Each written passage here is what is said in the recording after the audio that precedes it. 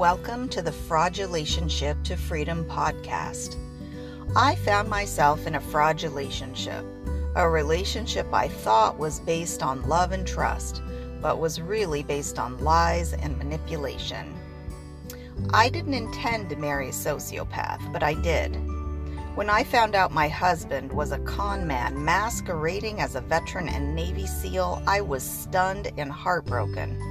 How could someone who professed his love for me every day lie to my face for years and years?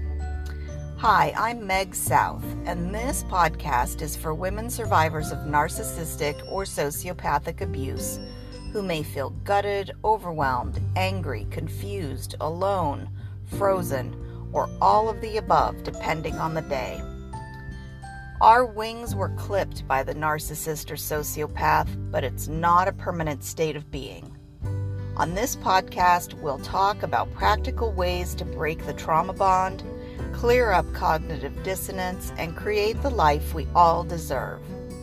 In addition, we'll work on sharpening our spidey senses so we can recognize these predatory personality types from a mile away and avoid being their next target.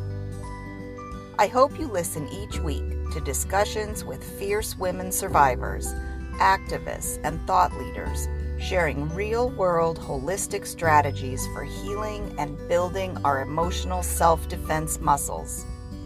This is Meg South for the Fraudulationship to Freedom podcast, remembering we all have wings to fly.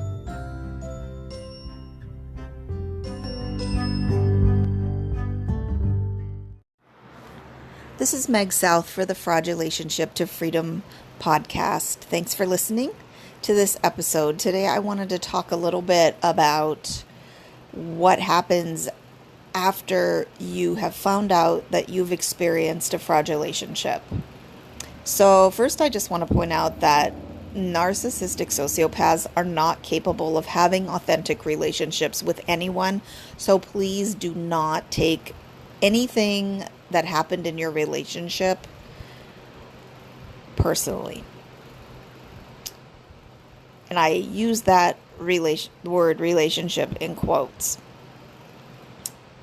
Having a relationship requires authenticity, it requires empathy, it requires a conscience.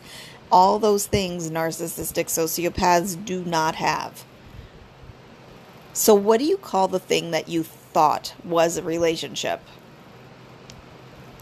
I wonder the same thing after finding out about my husband's deceit. I was in a relationship, I thought, but it really wasn't. And the term that I created was fraudulationship because it was fraudulent. It was based on fraud, literally. In my case, it was based on fraud. It was fake. So fraudulationship. And the definition that I came up with is a fraudulationship is a fake relationship that you were duped into thinking was based on love, trust, and mutual goodwill, but from the start was actually based on lies and manipulation. So that is not to say that your own feelings were not real. The love that you felt, that was real. All of that was real. You were in, from your side, a relationship, but the other side, that was not a relationship because it wasn't reciprocated. That love was not reciprocated in the way that you thought it was being reciprocated, the way that they wanted you to think it was being reciprocated. Underneath, it was not even close to a quote-unquote regular relationship. So once you find out that you've been duped, that you've been in a fraudulationship, and that it was really one-sided, a couple of things happen. First of all of those 110 weird things that your intuition kept calling to your attention, trying to get your attention, this isn't right, this isn't right, this isn't right. All of those things, boom, boom, boom. They simultaneously click into place and they make sense. And the second thing that happens, your world flips upside down. your head is just left spinning. What in the world just happened to me? It's going to take a while for your world to right itself again. But over time, the confusion will clear up, especially if you go no contact. And you'll discover strength that you didn't know that you had. And you'll be able to build a better life for yourself. So there's two things that you can do in the immediate aftermath.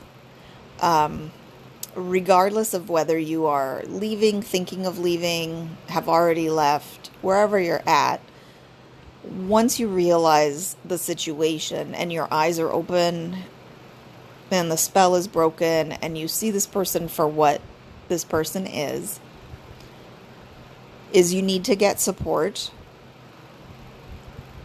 and you need to go no contact as much as you can.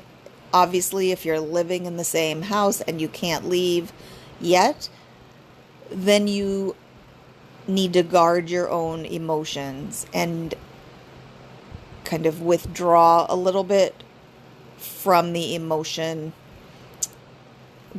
interactions that you have with the other person.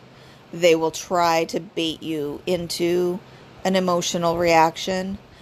You can kind of pretend that you're acting in a role and not respond in a way or react to the provocation of the other person. You might want to look up the term gray rock. We can talk about that in a later podcast. That will probably come up. It's often a technique that's used, and that's essentially not giving the narcissist or sociopath any kind of emotional energy or emotional response or emotional reaction. So just being bland, boring, and to the point.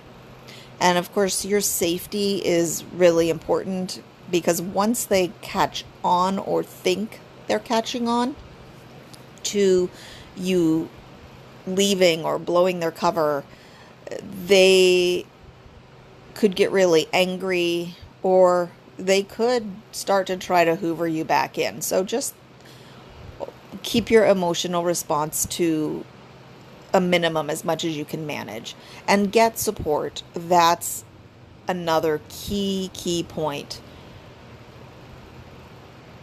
Friends and family, maybe they'll be a good support, maybe they won't. A lot of times, I know I worried about this myself, that my family would be tired of hearing me being ambivalent about, okay, now I want to stay, and then now I want to leave. I want to stay, I want to leave. I really want to leave, but I'm afraid to leave. So friends and family may be a support. You may not feel comfortable with that option. So what are some other options for support? Local domestic violence organizations, those are free, professionally trained. There are also groups on Facebook that have been really helpful to me. One of them that's very active is Debbie Mirza's Facebook group, Healing After Experiencing Covert Passive-Aggressive Narcissism. I'm also starting a group called Fraudulationship to Freedom on Facebook. That's a Facebook group. If you would like to be a founding member, find it on Facebook and sign up to join, and that would be great. But if you're looking for one that's really active and supportive, of course you can do more than one, right? Check out the Healing After Experiencing Covert Passive-Aggressive Narcissism. That was super helpful for me. So that's another option.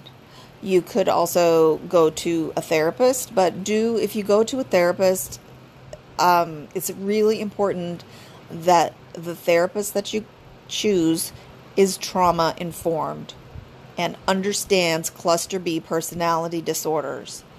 If they don't, it could be worse for you. So when you're interviewing your therapist, potential therapist, do make sure that they have a very good working knowledge of cluster B personality disorders and are trauma informed. You would think all therapists would be, but not all therapists are. Of course, you could also reach out to me.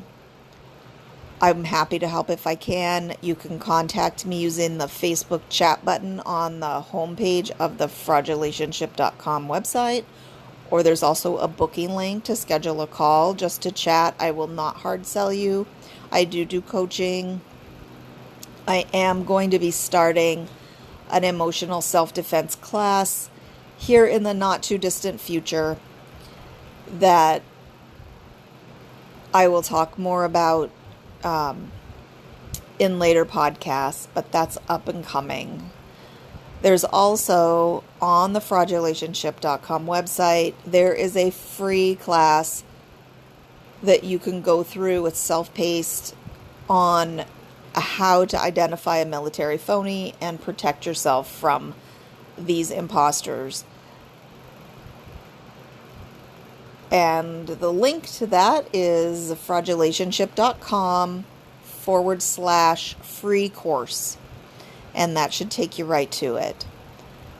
So hang in there and know that you have it in you to get better, feel better, and turn your life into a situation where it's better than it was, and probably better than you could imagine. Thanks for listening, and have a great day.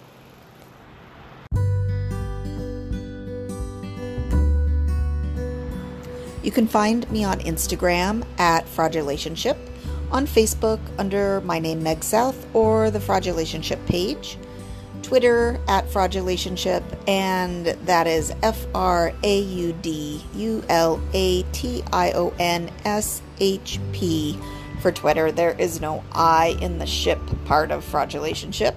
I am also on Pinterest at Fraudulationship, and I write on Medium, also at Fraudulationship, and I'm on Quora answering questions under my name Meg South.